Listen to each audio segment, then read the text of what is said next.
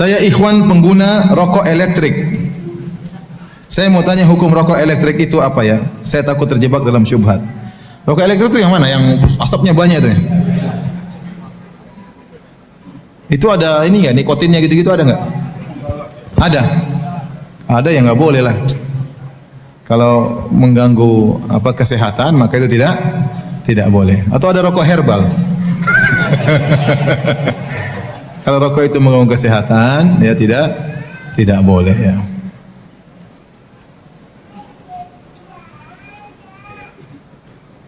Ustadz mau tanya, apakah bid'ah termasuk dalam dunia juga? Tidak. Perkara dunia bukan bid'ah ya. Mikrofon bukan bid'ah, televisi bukan bid'ah ya. Bid'ah tidak berkaitan dengan sarana, bid'ah berkaitan dengan tujuan. Masjid, pondok di zaman Nabi tidak ada pondok. Apakah pondok bid'ah? Tidak, itu sarana untuk belajar. Sarana untuk belajar ya. Di zaman Nabi tidak ada ilmu nahwu dan shorof. Maka itu bukan bid'ah karena itu bukan tujuan. Itu hanyalah sarana untuk belajar bahasa Arab supaya mudah memahami Al-Quran dan Sunnah. Di zaman Nabi tidak ada ilmu jarh wa ta'dil, ilmu tentang kredibilitas para perawi, mengetahui kredibilitas para perawi. Di zaman Nabi tidak ada karena tidak perlu para sahabat dengan langsung hadis dari Nabi. Di zaman sekarang ada ilmu tersebut untuk memeriksa rawi ini thiqah atau dhaif, tapi itu sebuah adalah sarana.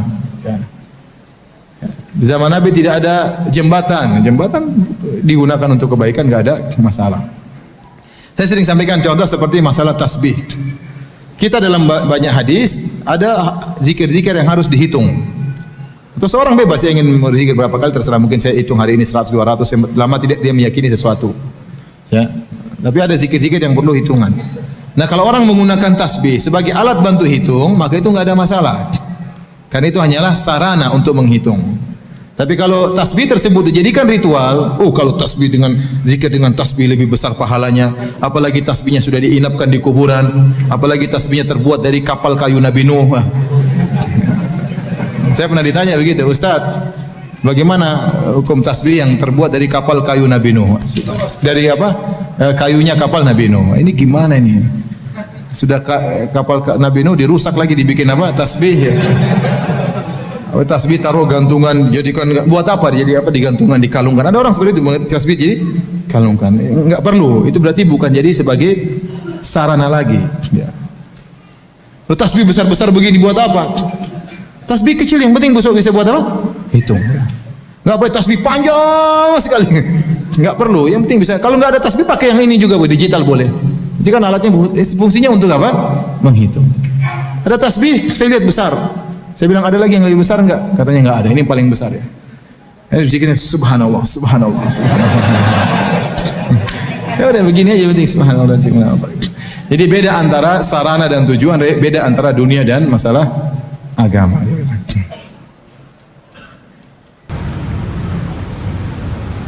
Apakah ilmu laduni itu? Saya juga tidak tahu ilmu laduni itu apa ya. Tapi kata sebagian orang, ilmu laduni itu adalah ilmu yang datang tiba-tiba kepada seorang tanpa dia harus belajar. Tiba-tiba Allah kasih ilmu. Orang ini enggak pernah belajar, tahu-tahu hafal Quran. Itu omong kosong, enggak ada seperti itu. Itu omong kosong, paham? Enggak ada. Kata Nabi, innamal ilmu bitta'allum. Ilmu itu didapatkan dengan apa? Belajar. Sudah kita jelaskan dalam Sahih Bukhari bagaimana Umar bin Khattab belajar sampai ganti-gantian sama temannya. Satu hari Umar ke pasar, temannya yang belajar. Besoknya Umar yang belajar, temannya yang ke pasar. Kemudian bagi ilmu. Lihat Abu Hurairah belajar sampai kelaparan, sampai jatuh pingsan, sampai kelaparan untuk menuntut ilmu. Tiba-tiba ada orang bilang enggak usah belajar, tahu-tahu punya ilmu. Itu omong kosong. Datangkan orang itu, datang ke sini, coba mana dia? Mana orang sebetulnya? Katanya dan katanya. Yang sejatinya tidak ada seperti itu. Enggak ada orang tiba-tiba pintar. Mungkin kalau kau masukkan jin, jinnya agak pintar-pintar dikit mungkin ya. Dia apa dikasih tahu, oh ada begini, ada begini. Tapi dia punya ilmu enggak, mau hafal Quran ya harus menghafal. Harus menghafal, harus diulang-ulang, ya. Tidak ada tiba-tiba orang hafal kemudian tanpa belajar. Ustaz, ada caranya. Gimana caranya? Caranya ambil Quran dibakar, kemudian masukkan air, kemudian diminum. Oh mungkin, tapi ingat jangan sampai kentut. Kalau kentut hilang nanti. Ini omong kosong, enggak ada sebenarnya. Ilmu harus belajar. Ente datangkan kepada saya orang alim tidak pernah belajar, enggak ada. Mana ada orang alim? Kalau ada ilmu seperti ini enggak perlu buka universitas tentang ilmu agama, ya. Enggak ada yang benar. Yang dapat ilmu laduni langsung itu adalah para nabi. Langsung para nabi. Mereka langsung dapat. Oleh karenanya pendapat yang dirojikan oleh Ibnu Katsir dan juga Ibnu Hajar Al-Asqalani bahwasanya Khadir itu adalah nabi. Ya. Kata Allah, wa 'allamnahu min ladunna ilma. Kami ajarkan kepada Khadir dari kami sebuah apa? Ilmu, ya, ilmu. Makanya waktu Musa bertemu dengan Khadir, Khadir berkata, "Ya Musa, innaka ala ilmin 'allamakallah la a'lamuhu ana, wa ana ala ilmin 'allamani Allah la ta'lamuhu anta." Wahai Musa, kau punya ilmu yang Allah ajarkan kepadamu yang aku tidak tahu, dan aku punya ilmu yang Allah ajarkan kepadaku dan kau tidak tahu. Jadi para nabi yang diberikan apa? Ilmu, tiba-tiba pintar, tiba-tiba punya ilmu karena memang tidak perlu belajar. Para nabi langsung diajari oleh para malaikat, diajar oleh Allah Subhanahu wa taala, dapat wahyu langsung. Bolehkah kita memberi hadiah kepada guru jika anak kita sudah lulus dari sekolah tersebut? Boleh.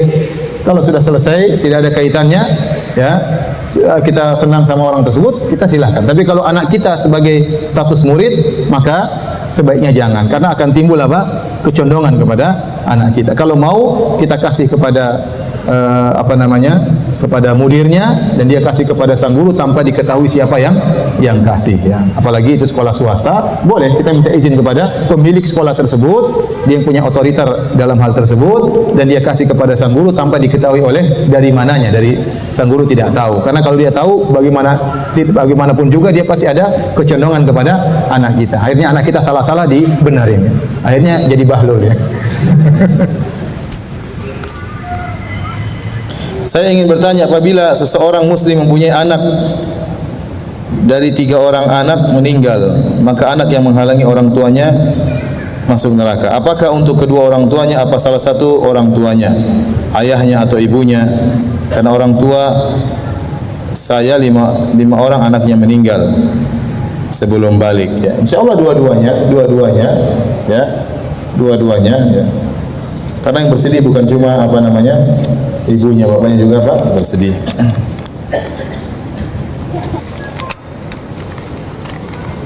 Jika membaca Al-Quran di kuburan tidak diperbolehkan, lantas apa bacaan yang kita baca ketika di kuburan? Banyak, ya. Kita mendoakan. Kita ke kuburan bukan untuk beribadah, kita ke kuburan untuk mendoakan orang yang sudah meninggal dunia. Dan agar kita ingat kematian. Kata Nabi, zurul kubur fa innaha tudzakirukumul akhirah. Ziarahilah kuburan, sesungguhnya dengan menziarah kuburan, ya, akan mengingatkan kalian kepada kematian. Ini tujuan pertama. Tujuan kedua, mendoakan orang yang sudah meninggal dunia. Makanya sunnahnya Nabi, kalau kita ke kuburan kita mendoakan, assalamualaikum ahla diyar minal mu'minil muslimin wa inna insyaallah bikum nasallallahu wa lanakumul afiyah. Keselamatan bagi kalian wahai penghuni kubur dari kaum muslimin, ya, dan kami pasti menyusul kalian.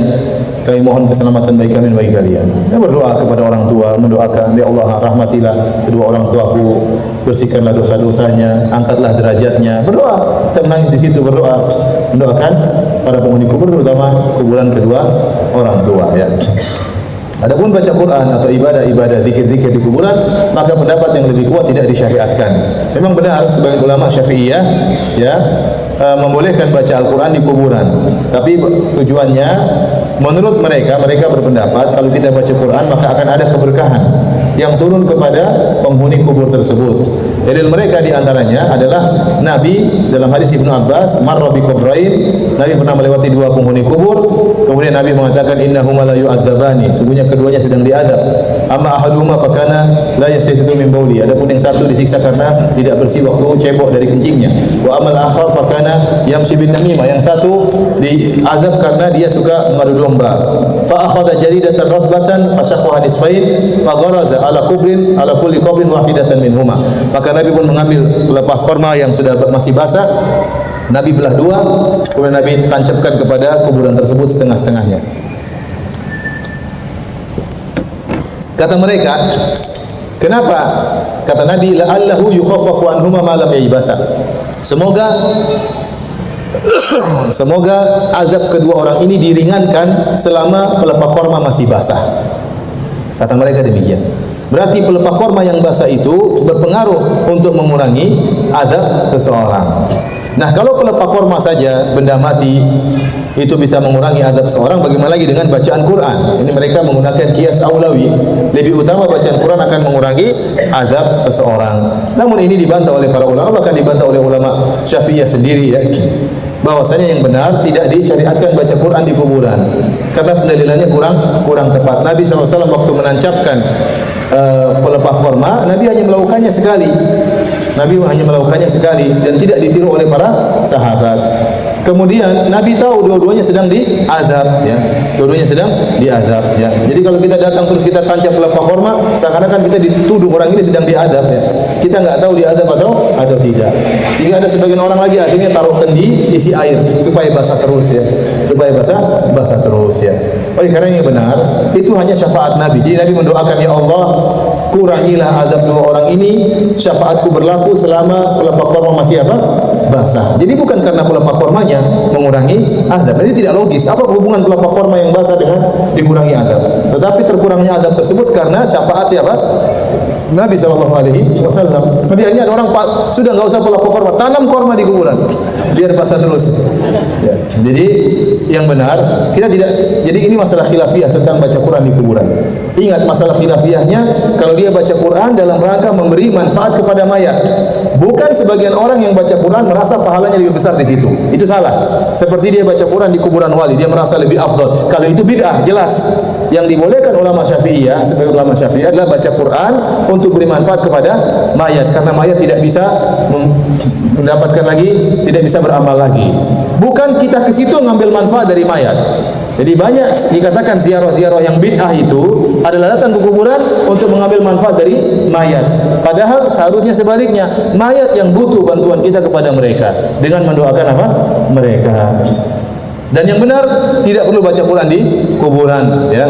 Karena Rasulullah SAW mengatakan la taj'alu buyutakum maqabir. Jangan kalian menjadikan rumah-rumah kalian seperti kuburan. Rumah-rumah yang tidak pernah dibaca Quran seperti apa? Kuburan. Ini dalil bahwasanya kuburan bukan tempat baca Quran. Wallahu a'lam bishawab.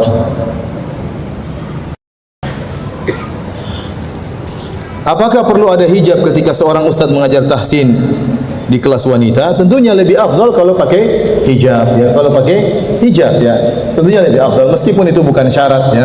Rasulullah SAW juga waktu datang kepada para wanita, Rasulullah SAW tidak pasang hijab. Rasulullah SAW sampaikan kepada mereka secara langsung. Tetapi lebih afdal pakai hijab, apalagi zaman sekarang wanita tidak pandai menutup auratnya ya. Terkadang pakai jilbab tambah manis, repotnya di situ. Tambah mempesona dengan jilbabnya. Ya, harusnya jilbab itu menutup pesonanya, ini malah semakin apa? Semakin mempesona ya. Kalau wanitanya tidak terpengaruh dengan ustadznya yang bisa terpengaruh dengan wanitanya. Jadi saya sendiri tidak pernah mempersyaratkan. Kalau ibu-ibu tanya, "Ustaz, pakai hijab enggak?" Saya bilang pakai. Kalau tanya saya suruh pakai, kalau enggak tanya ya terserah mereka ya. Terserah mereka ya. Tapi ustaz lain tidak pakai, sama suruh tanya. Kalau tanya saya suruh pakai. Jadi karena subhanallah kita lemah, hati kita juga lemah. Kalau bisa kita menghindarkan diri dari fitnah itu lebih baik. Di zaman Nabi juga salat tidak ada hijab, tidak ada hijab. Ya, tidak ada apa? Hijab. Jadi wanita di belakang, laki-laki di depan. Makanya Rasulullah SAW mengatakan wa syarru sufufin nisa awwaluha, dan seburuk-buruk safnya wanita yang paling apa? Depan, karena paling dekat dengan laki-laki. Karena dulu tidak ada apa?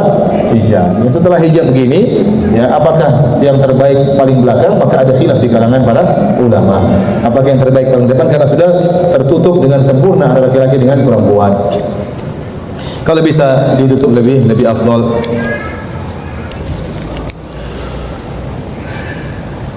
Apakah setelah kita bertobat dari maksiat akan tetap diungkap dan hisab yang detail? Ini ada perselisihan di kalangan para ulama. Apakah dosa yang sudah kita bertobat darinya akan masih diungkap oleh Allah Subhanahu wa taala? Allah alam, tapi zahir hadis kata Nabi sallallahu alaihi wasallam, at-taib kaman la dzamba lahu. Kata Nabi, seorang yang bertobat seperti orang yang tidak ada dosanya. Berarti seharusnya secara konsekuensi hadis tersebut harusnya tidak diungkit lagi oleh Allah Subhanahu wa taala. Harusnya demikian. Tapi ya kita enggak tahu ya hakikatnya bagaimana. Ustaz, apa hukuman wanita yang menyukai sesama jenis ya? Ini namanya lesbi, hendaknya dia bertobat kepada Allah Subhanahu wa taala ya. Dia segera menikah ya, dan dia berusaha memperbaiki fitrahnya ya. Ustaz, apa hukumnya meminjam barang lebih dahulu baru bilang? Itu namanya bukan pinjam. Jadi kalau mau pinjam minta izin dulu, nggak boleh. Itu berarti pakai barang orang tanpa izin. Kita berarti melanggar hak orang lain. Ya. Coba kalau mobil antum dipinjam dan bilang-bilang nanti belakangan sudah seminggu baru mobilmu saya pinjam. Dilapor ke polisi, namanya mencuri. Saya pinjam tapi bilangnya belakangan ya. Tidak benar. Ini adat ya. Kalau adat itu adat yang salah. Tidak semua adat kita lestarikan. Kalau adat yang menjadi syariat maka kita kita perbaiki. Dan saya ingatkan di antaranya, kalau antum ke masjid jangan pakai sendal orang. Orang dia sendalnya dari kulit, kemudian tidak mau basah, dia pakai sendal orang yang basah untuk wudu. Ya, kasihan orang tersebut kalau pulang sendalnya basah, nanti kena kutu air, gatal-gatal ya. Itu bukan. Antum kenapa pakai sendal orang? Enggak boleh. Kalau mau pakai harus pinjam, kasih tahu. Ya, kecuali sendal yang sudah disediakan masjid, enggak apa-apa. Tapi kalau pakai sendal orang diam-diam tanpa kasih tahu orang tersebut, enggak boleh. Ya, enggak boleh.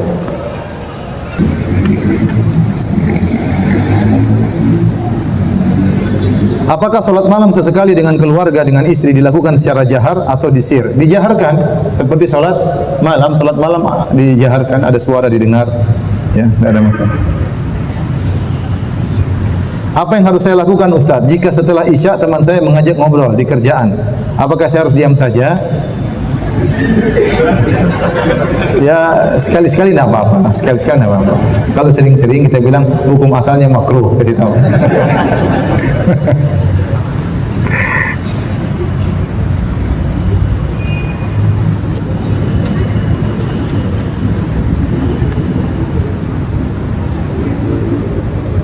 Bolehkah kita memajang mainan robot-robotan di rumah karena hobi dan hiasan rumah? Kalau ternyata mainan tersebut berbentuk makhluk hidup seperti bentuk hewan, bentuk manusia, maka tidak boleh dijadikan pajangan. Tidak boleh dijadikan apa? Pajangan. Dia hanya sekedar diperbolehkan untuk jadi mainan anak-anak, ya, tetapi enggak boleh dipajang. Tapi dalam bentuk tetap terhina. Adapun dipajang maka ini tidak diperbolehkan. Ya. Jadi hukum asalnya boneka-boneka yang berbentuk seperti manusia bernyawa atau makhluk yang bernyawa, hukum asalnya haram, tetapi syariat membolehkan bagi anak-anak, diperbolehkan. Nah, tatkala diperbolehkan untuk anak-anak, maka sekedar mainan, tidak boleh dipajang-pajang di etalase atau dipajang depan rumah, ini tidak diperbolehkan. Karena khawatir mirip seperti pengagungan terhadap patung-patung. Afwan Ustaz, apa hukumnya nonton film superhero? Ini sufi, suka film. Film-film sekarang ya, kita tidak bisa, ya, bagaimanapun situ ada perempuan tidak pakai jilbab, terlihat buka aurat, ya, dihindari. Ustaz, bagaimana caranya agar tidak bermaksiat ketika sedang bersendirian? Ini paling berat, tidak bermaksiat ketika sendirian, apalagi anak muda zaman sekarang ya. Maka dia bertakwa kepada Allah Subhanahu wa taala, dia ingat bahwasanya Allah bisa mencabut nyawanya kapan saja ya. Jangan sampai dia lagi naas kemudian dia sedang bermaksiat atau dicabut nyawanya oleh Allah Subhanahu wa taala. Kemudian dia ingat kalau sehari-hari dia isi dengan hal tersebut, melihat yang haram, ya, maka tidak terasa nanti setahun, 2 tahun, setiap hari setengah jam, nanti di akhirat dia dikagetkan dengan tabungan maksiat yang begitu banyak. Seandainya itu diganti dengan baca Quran, ya.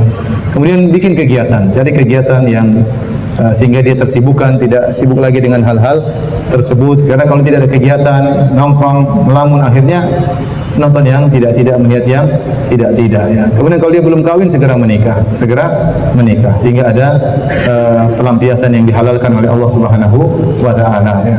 Dan berdoa kepada Allah Subhanahu wa taala, ya, agar dikuatkan iman dan dijauhkan dari hal-hal tersebut.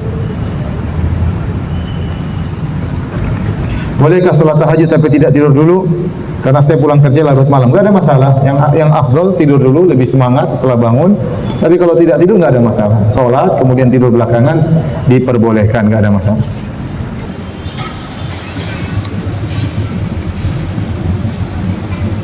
Adapun hukum gope hukumnya adalah riba, ya. Jadi gope tatkala kita masukkan uang, ya, kemudian dimasukkan dalam rekening GoPay, ya, untuk kita gunakan memberi produk-produk GoPay atau Gojek ya, maka sebenarnya pada hakikatnya kita memberi utangan kepada pihak Gojek ya. Meskipun ada yang mengatakan saya tidak berniat berhutang, yang jadi ibrah bukan lafal tetapi kondisi uang tersebut pada hakikatnya hutang, bukan amanah ya. Ini ada orang salah paham, disangka bahwasanya uang diletakkan di GoPay itu amanah ya. Padahal itu bukan wadiah, itu adalah hutang. Sama seperti kita meletakkan uang di bank. Kita bilang saya kasih amanah. Banyak orang yang menaruh uang di bank bukan niat untuk cari bunga. Banyak orang meletakkan uang di bank konvensional, niatnya bukan untuk cari bunga, tapi untuk pengamanan. Tetapi uang tersebut pada hakikatnya diolah oleh bank, digunakan oleh bank, ya.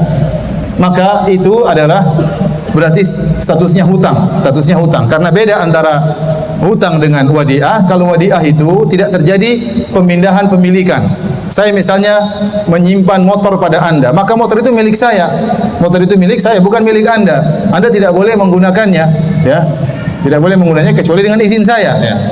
Ya. Adapun hutang, kalau kita kasih hutang orang, uang tersebut jadi milik dia. Dia boleh menggunakan dan itu milik dia, tapi waktunya bayar dia harus apa? Harus bayar, ya. Maka tatkala hutang, maka harus dikembalikan seutuhnya dan dia boleh mengolah uang tersebut karena itu uang dia, dan kemudian dia memegang utang tersebut dalam kondisi sebagai yadu dhaman, artinya dia bertanggung jawab. Dia bertanggung jawab. Kalau ada apa-apa, apapun yang terjadi dia harus kembalikan secara utuh. Berbeda dengan titipan. Kalau titipan, pemegang titipan tersebut disebut dengan yadu amanah. Dia memegang sebagai amanah. Artinya apa? Kalau barang tersebut rusak atau hilang dan dia tidak teledor, dia tidak bertanggung jawab. Misalnya dia sudah simpan motor tersebut dalam rumah, dia udah kunci, tahu-tahu ada pencuri yang mengangkat motor tersebut, hilang, maka dia tidak bertanggung jawab karena dia sudah berusaha. Ya, dia sudah berusaha. Adapun hutang, apapun yang terjadi kita harus kembalikan. Jadi ada dua perbedaan antara hutang sama wadiah. Yang pertama, kalau hutang terjadi perpindahan pemilikan. Kalau wadiah titipan tidak. Yang kedua, orang yang berhutang dia memegang uang tersebut dengan yadu dhaman, dia bertanggung jawab. Apapun dia harus kembalikan secara utuh. Adapun orang yang memegang wadiah amanah, dia yadu amanah, maka dia tidak berkewajiban untuk mengembalikan kecuali kalau dia teledor. Kalau dia teledor. Nah, orang mengatakan, Ustaz, saya taruh uang di bank dan saya izinkan untuk dipakai. Itu namanya hutang. Itu namanya hutang, ya.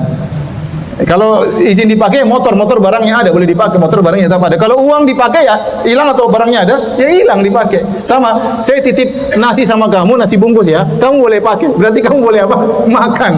Bukan dikembalikan lagi, enggak. Itu bukan amanah, itu dimakan. Berarti punya hutang satu bungkus nasi. Ya, paham? Jadi hakikatnya GoPay itu hutang meskipun orang yang meletakkan uang tersebut tidak berniat menghutangkan. Tapi yang menjadi ibrah bukan lafal, yang menjadi ibrah adalah hakikat tersebut. Seperti orang berkata, saya niatkan kasih antum, saya hadiahkan kepada kamu mobil dengan syarat kamu hadiahkan kepada saya rumah.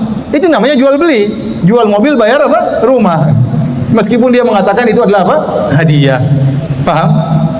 Dengan demikian maka uang yang tersimpan di GoPay itu adalah hutang. Nah, kalau itu statusnya hutang, ternyata ada pelayanan, keuntungan, manfaat seperti kortingan, maka kortingan tersebut adalah riba. Kortingan tersebut adalah riba. Kalau Anda taruh uang di GoPay tanpa mengambil kortingan, pembayaran sebagaimana wajar, maka itu bukan riba. Tapi kalau Anda meletakkan uang di GoPay dalam rangka akan dapat kortingan, maka itulah utang piutang yang mendatangkan keuntungan, itulah riba. Mengapa Syiah muncul? Kapan mulai muncul? Syiah muncul di awal-awal di zaman Ali bin Abi Thalib sudah mulai muncul, tapi belum sampai seperti model sekarang.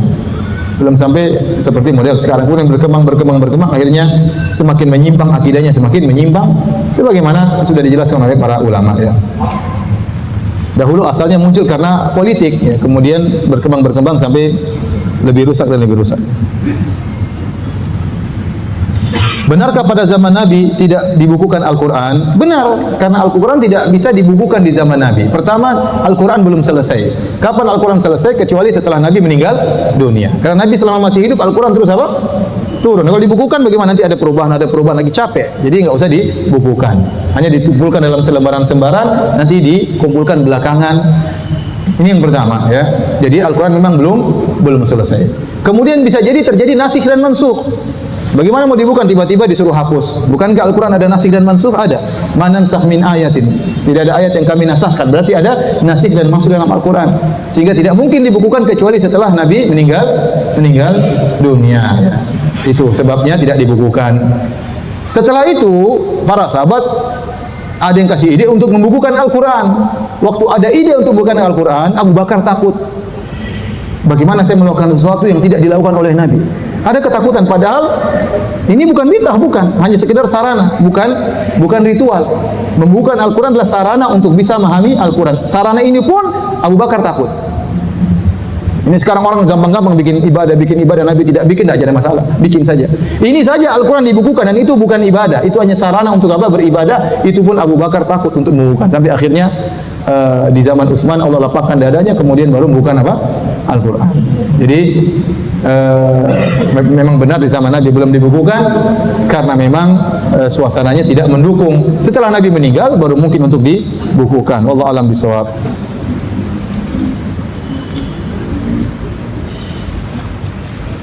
Bolehkah berhutang biaya pondok atau pendidikan anak di pondok-pondok sunnah? Karena biaya di pondok-pondok sunnah sangat mahal. Tolong sampaikan ke ustaz-ustaz pembimbing di pondok agar tidak mahal-mahal.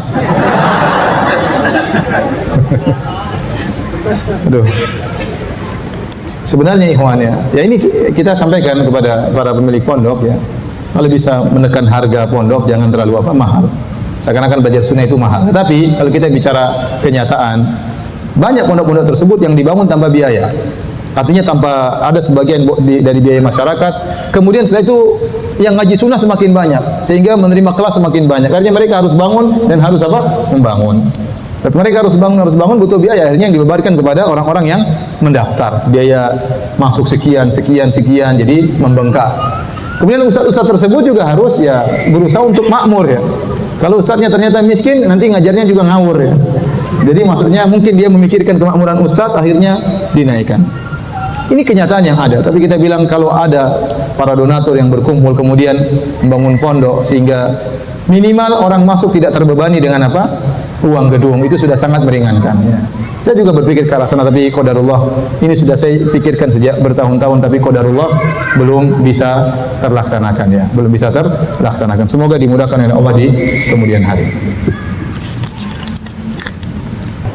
Ustaz, teman saya suka mengamalkan hadis dhaif, lalu saya ingatkan, tapi dia ngeyel. Katanya gurunya bilang enggak apa-apa asal buat kebaikan. Gimana saya menanggapinya? Memang masalah hadis dhaif untuk fadhailul a'mal ada khilaf di kalangan para ulama, namun banyak ulama yang bolehkan. Tapi untuk fadhailul a'mal, bukan untuk membuat hukum yang baru. Jadi amalannya sudah ada. Contoh, misalnya salat duha sudah ada amalnya atau tidak? Ada, hadisnya sahih banyak. Tetapi ada faedahnya. Barang siapa yang salat duha begini-begini, ternyata hadisnya dhaif. Dia tidak apa-apa kalau seperti itu. Diriwayatkan, tapi disebut dengan diriwayatkan untuk memberi kesan ini hadisnya dhaif, untuk kasih tahu hadisnya dhaif.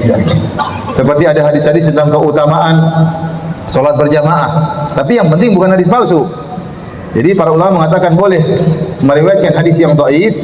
Syaratnya pertama tidak boleh syadidul dha'af, tidak boleh dhaifnya parah, tidak boleh. Apalagi palsu, enggak boleh sama sekali. Tidak boleh Anda meriwayatkan hadis palsu.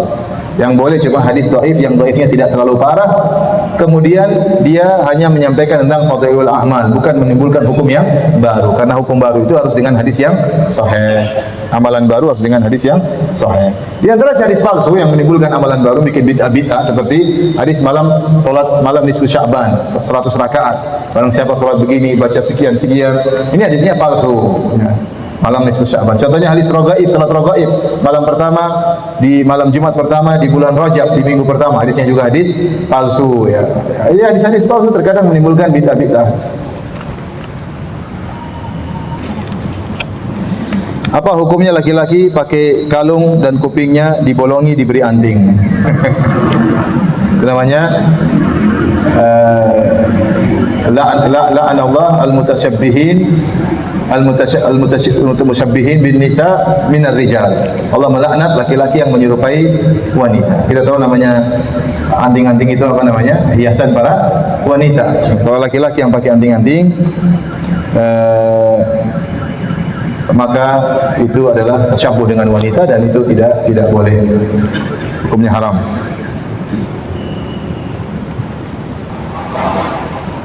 Jika bermimpi bertemu dengan Nabi kemudian menceritakannya kepada orang lain saking girangnya, apakah ini salah atau tidak salah? Tidak ada masalah. Ya. Untuk cerita, tapi ingat jangan sampai riak, jangan sampai apa ujub. Tapi karena apa bahagia.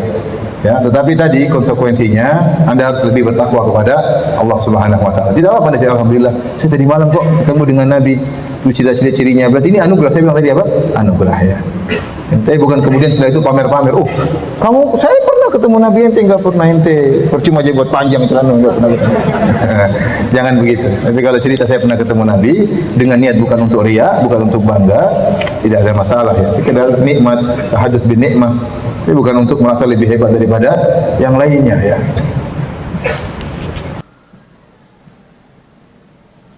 Ana adalah seorang akhwat yang insya Allah akan menikah bulan depan.